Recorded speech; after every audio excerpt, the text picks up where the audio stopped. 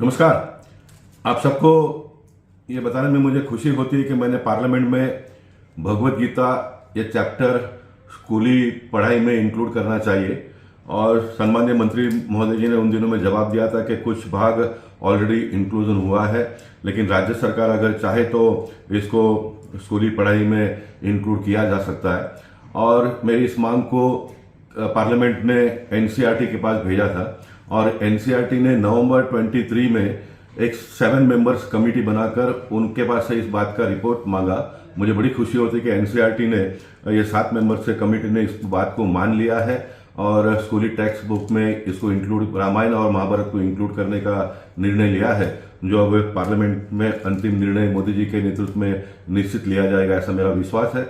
मैं मानता हूं कि इस प्रकार के निर्णय होने से आने वाले दिनों में 22 जनवरी को राम मंदिर का उद्घाटन तो होगा ही।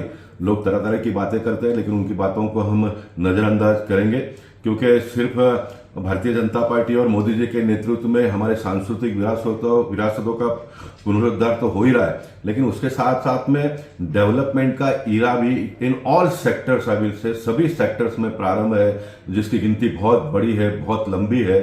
लेकिन उसके साथ साथ में सांस्कृतिक विरासतों को भी जीवित करना, उसको बढ़ावा देना, यह भी बहुत आवश्यक था, जिसको मोदी जी ने किया है। मैं मानता हूं कि आने वाले दिनों में स्कूली बच्चों को रामायण और महाभारत का पाठ पढ़ाना, ये फिर एक बार हम राम राज्य की ओर आगे बढ़ रहे हैं। मैं देश के प्रधानमंत्री सम्माननीय नरेंद्र मोदी जी का अभिनंदन करूंगा, भारत सरकार का अभिनंदन करूंगा। फिर एक बार दुनिया के नक्शे में भारत देश कितनी ऊंचाई छू रहा है, ये हम सबके लिए बहुत ही गर्व की बात है, ऐसा मैं मानता हूं।